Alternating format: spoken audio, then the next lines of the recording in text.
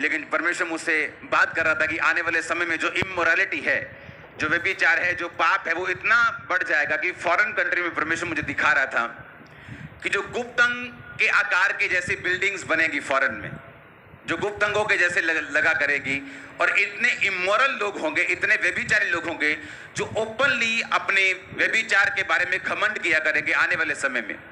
तो परमेश्वर मुझे दिखा रहा है कि हमें किस तरह से सरकारों से बात करनी है, किस तरह से लोगों से बात करनी है। और आने वाले समय में जो शैतान अपनी ग्राउंड को तैयार कर रहा है, क्योंकि उसका जो खाना है शैतान का, वो पाप है। अगर शैतान को खाना देना बंद कर दिया जाए, वो आपकी लाइफ से चला जाता है। बहुत से लोग डिलीवर हो जाते हैं, खेल आनी बंद हो जाती, बहुत सारी चीजें उनकी लाइफ में, पाप खत्म होने के, बीमारियां खत्म हो जाती हैं, फाइनेंशियल स्ट्रगल खत्म हो जाता है। और शैतान इस पाप को ग्राउंड बनाता है आपकी लाइफ में काम करने के लिए। उसके पास कोई लीगल ग्राउंड नहीं है, वो आपकी लाइफ में काम नहीं कर सकता। जब से जीसस क्राइस्ट ने बोला इट इज फिनिश्ड, कि सब कुछ पूरा हुआ, तुम्हारी छुटकारे का काम, तुम्हारी चंगाई के लिए 39 कोड़े खाने का काम, तुम्हारे पापों की माफी के लिए लहू बहाने का, सब कुछ पूरा हो चुका है। लेकिन शैतान अब भी लोगों की लाइफ में इसलिए काम कर रहा है क्योंकि शैतान के पास लीगल ग्राउंड होना चाहिए आपकी लाइफ में काम करने का। जिस तरह प्रभु यीशु मसीह ने कहा, जब उस व्यक्ति ने कहा कि मेरे अंदर तो सेना है, तो यीशु मसीह ने कहा निकल जा और था गड़े में जा। उसने कहा नहीं, ऐसा कर, मुझे सामने सूरों का झुंड चल रहा है, मुझे वहां भेज दे। यीशु मसीह ने उसे इसलिए सूरों के झुंड में नहीं भेजा क्योंकि वो ज्यादा थी, और यीशु मसीह के उसने कॉम्प्रोमाइज यीशु मसीह ने कर लिया, ठीक है तेरी पावर ज्यादा है, चल तू जहां जाना चाहता है चला जा, लेकिन इससे निकल जा। जीसस क्राइस्ट ने उसे सूरों के झुंड में इसलिए भेजा क्योंकि सूरों का झुंड, सूअर चराना पाप था। सूअर एक अपवित्र जानवर था बाइबल के मुताबिक, और जहां पर शैतान काम कर रहा है और वचन टूट रहा है, वहां पे शैतान लीगल ग्राउंड से जा सकता है और यीशु मसीह उसे जाने से रोकेंगे नहीं। इसलिए शैतान अपनी लीगल ग्राउंड को तैयार करता है आपके लाइफ में काम करने के लिए, क्योंकि उसके बिना वो आपकी लाइफ में ना तो अटैक कर सकता है आपके फाइनेंस पर, आपकी बॉडी के ऊपर, आपके बच्चों के ऊपर, आपके दिमाग के ऊपर। हालेलुया। अब बाइबल कहती है कि दानियेल तो प्रार्थना कर रहा था और स्वर्ग से उसका उत्तर दूत के द्वारा दे दिया गया, लेकिन 21 दिन तक शैतान जानता था कि दानियेल प्रार्थना कर रहा है, समझने बुझने के लिए जेन्युइनली मन लगा चुका है, फास्टिंग में है, तो वो मालूम था कि दानियेल का उत्तर वो स्वर्गदूत लेके जा रहा है, और वो उस पकड़ता है उस दूत को, और 21 दिन तक उस दूत के साथ वो लड़ाई करता है। और परमेश्वर आसमान से, स्वर्ग से फिर मिकाएल स्वर्गदूत को भेजता है, और मिकाएल स्वर्गदूत आकर उससे लड़ता है, और लड़ने के बाद फिर वो रिलीज होता है 21 दिन तक। फिर वो क्या कहता है उससे, 20 आयत में लिखा, तब उसने कहा क्या तू जानता है कि किस कारण मैं तेरे पास आया हूं? अब मैं फारस के प्रधान से लड़ने के लिए लौटूंगा, और जब मैं निकलूंगा तो यूनान का प्रधान आएगा।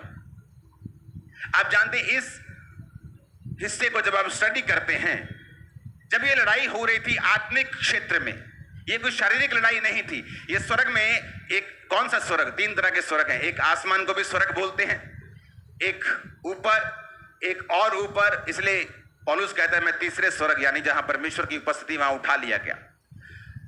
तो बाइबल कहती है कि उस आसमान में जब लड़ाई हो रही थी, शैतान दूत के साथ लड़ रहा था। आसमान में लड़ाई हो रही थी, दूतों की लड़ाई हो रही थी। कारण क्या था? एक धरती पर प्रार्थना करने वाला मनुष्य जो मन लगा चुका था, जो परमेश्वर की इच्छा के मुताबिक प्रार्थना कर रहा था, जिसको आने वाले समय का मालूम था कि आने वाले समय में क्या होगा, और उस समय के मुताबिक वो अपने आप को ढाल कर उस समय के मुताबिक वो प्रेयर कर रहा था। जिस तरह अगर आपको मालूम है कि आने वाला समय अंधेरे से भरा हुआ है, आपके बच्चों के ऊपर वो अंधेरा है, आपकी लाइफ के ऊपर वो है, और आपको तैयार रहना है। अगर उस अंधेरे से आपको छूटना है, उस निराशा से छूटना है, तो मैंने आपको बता चुका हूं कि शैतान इमोरलिटी के साथ, एक बड़े व्यभिचार के अटैक के साथ आप पे अटैक करेगा, और आपको तैयार रहकर, आपको फायर में रहकर, आपको प्रार्थना में रहकर, फास्टिंग में रहकर आपको प्रेयर करनी होगी, आत्मा से भरना होगा, ताकि आप उस अटैक से बाहर आ सके। और दानियेल को मालूम था आने वाले समय में क्या होने वाला है, वो भी प्रेयर में था और आसमान पर लड़ाई हो रही थी। और मैं आपको बताना चाहता हूं, जब आसमान पर लड़ाई हो रही थी, दूत लड़ रहे थे, और जब दूत 21 दिन बाद वापिस आया और बात करके फिर वापिस गया लड़ने के लिए, तो स्टडी बताती है, अगर आप गहरी स्टडी करेंगे बाइबल की, और बाइबल के साथ जो और बुक्स होती हैं उनके आप उनका अध्ययन करेंगे, उस लड़ाई के बाद उस देश की सरकार और राजा चेंज हो गया था। लड़ाई कहां हुई? स्वर्ग में। बदलाव कहां हुआ? धरती के ऊपर। लड़ाई तो स्वर्ग में हो रही थी, लेकिन जैसे ही वो लड़ाई कंप्लीट हुई, क्योंकि एक नीचे एक धर्मी बंदा प्रार्थना कर रहा है, एक धर्मी बंदा सोच के बैठा है कि मैं खुदावंद की आत्मा के साथ भरूंगा, मैं एक रास्ता बनूंगा, चैनल बनूंगा, मैं खुदावंद की आत्मा से भरूंगा, मैं अपने बच्चों के लिए, अपने लोगों के लिए, अपनी चर्च के लिए, अपने भाइयों के लिए प्रेयर करूंगा, परमेश्वर की इच्छा के मुताबिक मैं चलूंगा। वो तो नीचे प्रेयर कर रहा है, लेकिन आसमान में कुछ हो रहा है। आप नहीं जानते, जिस दिन आप प्रार्थना करने के लिए सचमुच बैठ जाते हैं, आप समझने बूझने के लिए मन लगाते हैं, परमेश्वर की ओर आप एक कदम बढ़ाते हैं, अपने अविश्वास से निकलकर, पाप से निकलकर आप प्रार्थना करना शुरू करते हैं, स्वर्ग में लड़ाई शुरू होती है आप लोगों के लिए। और जैसे आप खड़े रहेंगे कुछ चेंज होगा। मैंने कहा जैसे आप खड़े रहेंगे कुछ बदलेगा।